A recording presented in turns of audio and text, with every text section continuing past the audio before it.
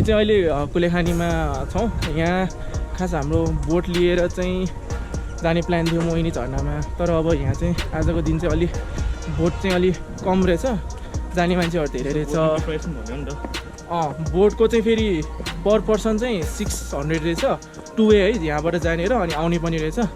तर मान्छेहरू अलि बढी रहेछ आज, अनि प्लस बोट चाहिँ कम भएको भएर मान्छेहरू बिहानदेखि यहाँ कुराख्नेहरू पनि रहेछ। अब क्युमा चाहिँ बस्नुपर्ने रहेछ। सो यहाँकै लोकलहरूले चाहिँ हामीलाई सजेस्ट गरेको छ कि हामी चाहिँ बाइक गएर चाहिँ माथिको रोडबाट हुँदै जाऊँ भनेर भनेको छ। सो बेस्ट चाहिँ हामीलाई चाहिँ अब त्यही नै लागेको छ।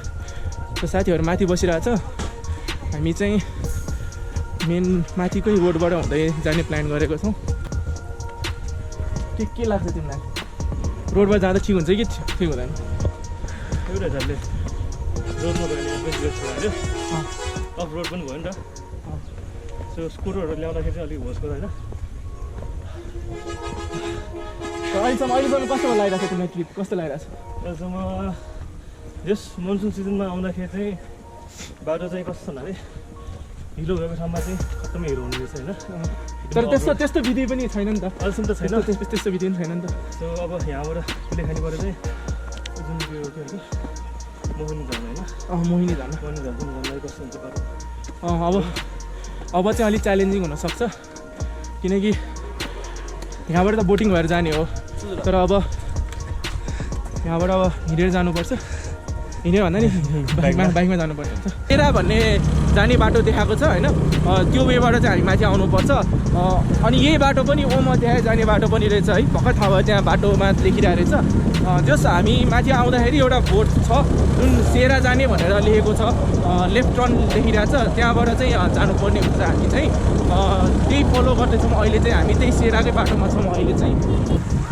हामी चाहिँ सेराभन्दा माथि आएपछि चाहिँ यहाँ अलि एउटा खोला रहेछ होइन, यहाँबाट चाहिँ अब तर्नुपर्ने रहेछ।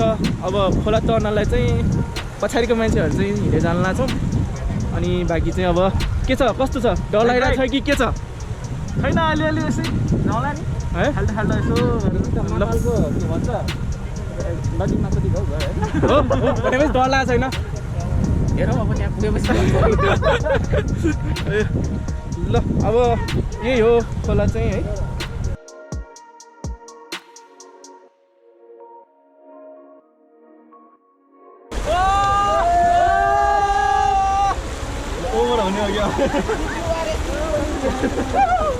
सेराबाट चाहिँ माथि आएर अब झर्ना खोला चाहिँ तरिसक्यो होइन।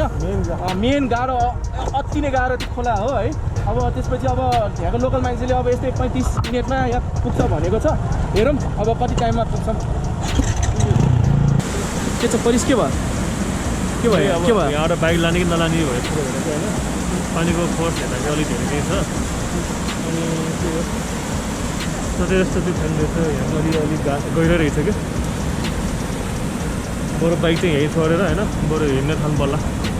के छ विचार? त्यही गर्नु पर्ला हो है। यस्तै मान्छेहरू यहाँको मान्छेले सोधौँ होइन कति मिनट लाग्छ भनेर यहाँ जाँदाखेरि। आउने रमाइलो छ, एडभेन्चरस टाइपकै छ होइन। तर अलि त्यही हो कि स्कुटरहरू ल्याउँदाखेरि चाहिँ यहाँ पेट्रोलहरू नपुग्ने, अनि स्कुटरलाई चाहिँ अलि ल्याउन गाह्रै पर्ने खालको छ क्या।